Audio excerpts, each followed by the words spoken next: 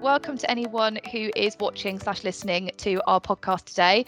We're here with Anna from Smart Work to talk about her experience of the Reading Internship Scheme. I'll introduce myself and then hand over to the two of you so you can introduce yourself to our listeners and watchers. So my name's Holly Forsyth. You might have seen or heard of me before if you've come to any of our Reading Internship Scheme sessions, but I look after the Reading Internship Scheme at the uni. And Pranell, do you want to introduce yourself? Yeah, so I work alongside Holly as an employer engagement intern, and yeah, Anna, on to you. Hello there, I'm Anna Fowler and I'm the Development and Fundraising Manager at SmartWorks Reading, and we're a charity that supports women in need from throughout the Thames Valley into employment. Thank you both. Thank you both for coming as well. So our first question to you really, Anna, is how did you find out about the Reading Internship Scheme? If you can tell us a little bit about that.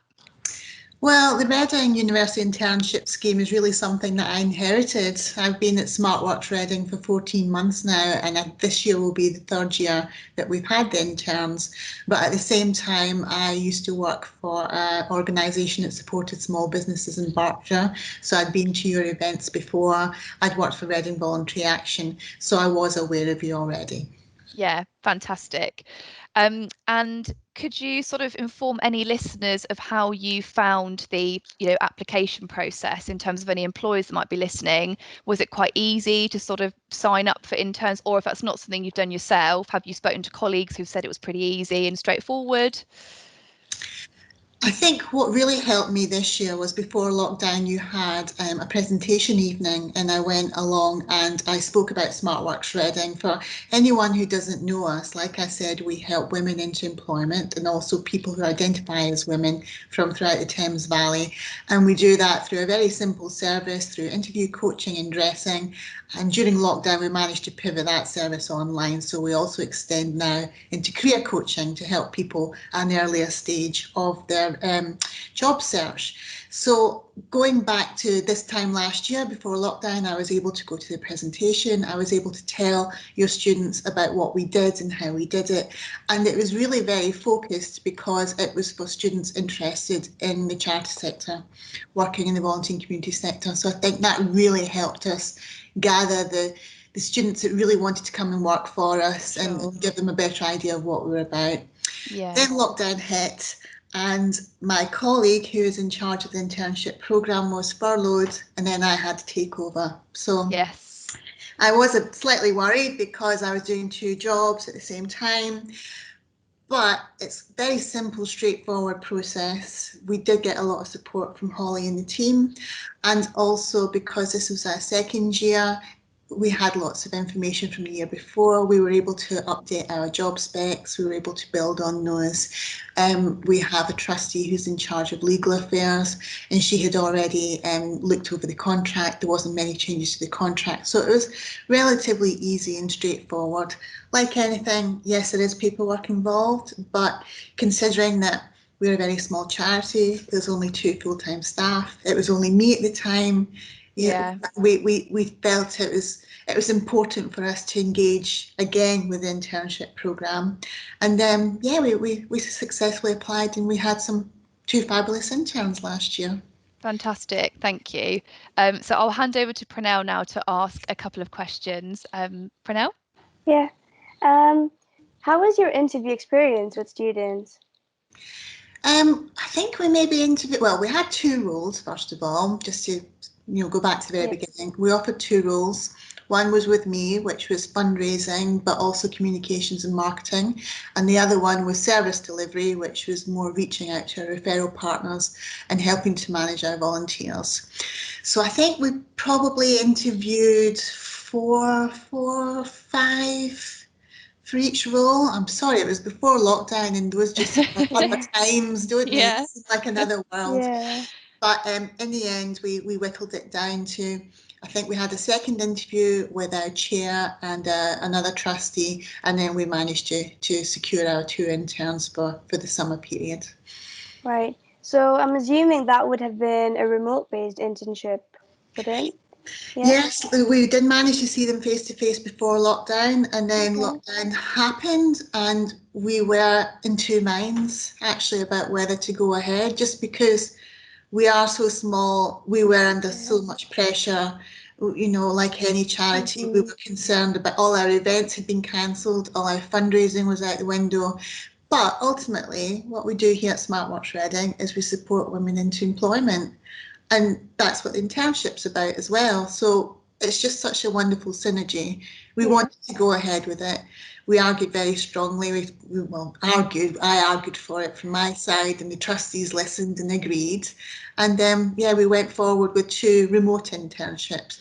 They weren't as long as originally planned, but at the same time, we were still able to offer them. Right. And how does that compare to the office-based internships that you had previously? I wasn't here for the last internship, office-based internship, because I hadn't started at SmartWorks yet. So I think the main difference is that the interns they would have had more interaction with our clients face-to-face.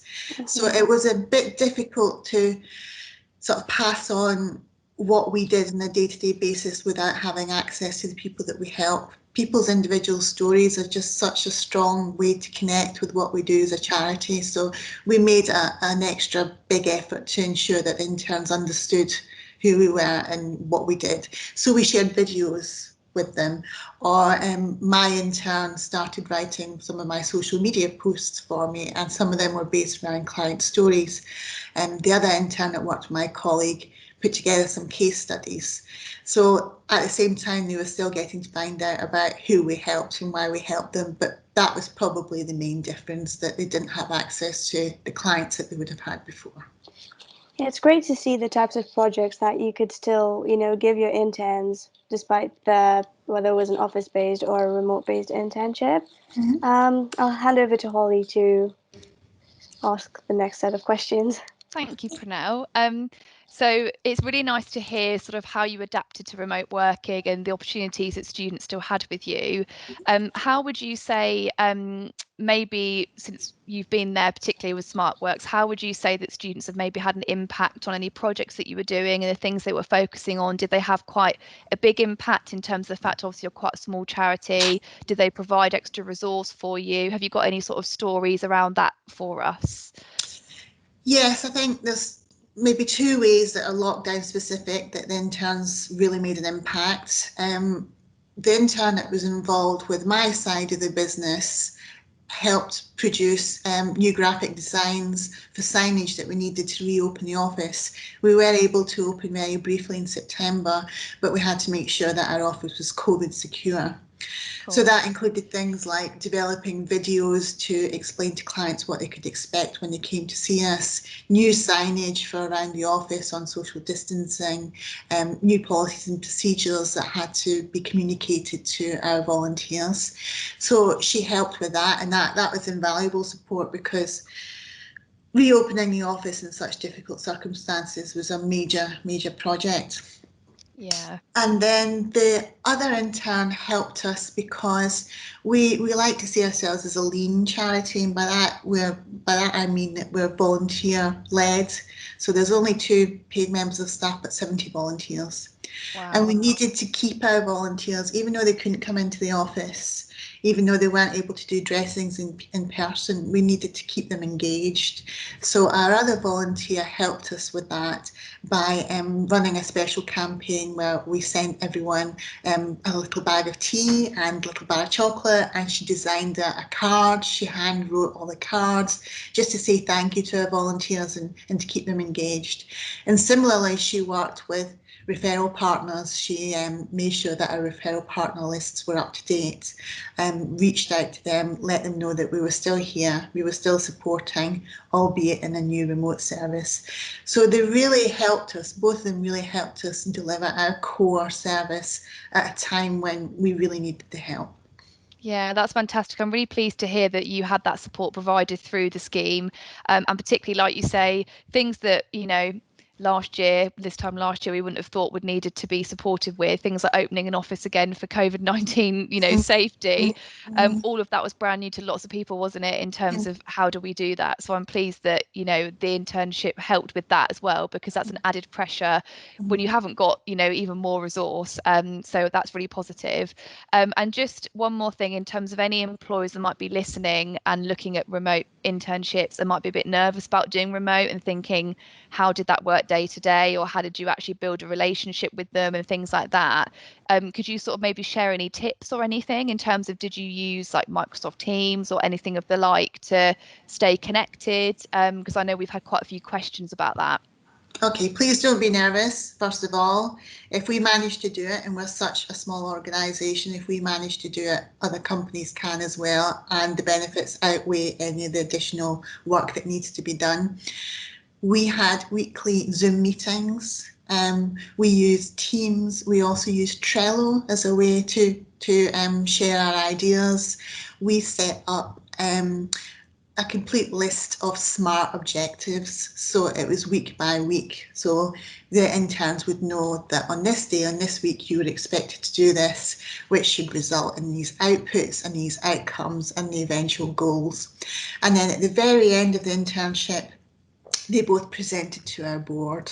So it was, quite a big deal, and it's a wee bit stressful on their side, but ultimately very rewarding, presenting to very professional because our board are very professional senior leaders in industry.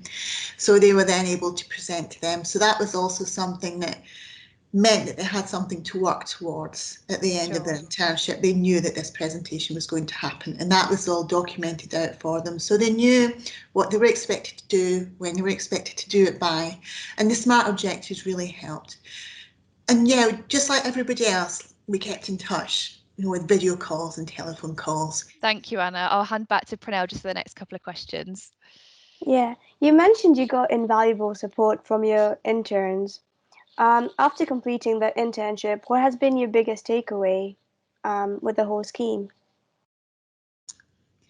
Just that it's really a fantastic synergy. I've spoken about this before. We support women into employment. The internship gives that opportunity to young people to get the experience that they need to go into employment after they graduate. And this year's graduates, it's going to be tougher for them than ever before. So we really want to be here to help. And it, as a small organisation, that extra support that was given to us by the interns was invaluable. So it was nothing but a positive experience. I couldn't recommend it more. Yeah. You mentioned this slightly where you said don't be nervous. Like you're touching on the employers to just push on. Do you have any other tips for them? Just that if there's the opportunity to go to any online events before you start recruiting, if there is one specifically for your industry, the one that I went to and spoke at was for the charity sector, and be very, very specific in your job descriptions so that everyone knows right from the very start what opportunity you're offering, so that you get the right graduate for the right position. Just nice, plain, simple English that everyone understands, but lay out what you're looking for, and then it'll be much easier for you to match up with the intern that can help you. Yeah, perfect. Thank you. Thank you. Thanks as well, Pranell. I think that brings us to the end of sort of our questions that we had for you today, Anna. So thank you very much for joining us, and thank you, Pranell, as well. Anybody that's listening, I hope that's been really insightful into sort of how remote internships can work and how interns from the University of Reading can really benefit your organisation as well.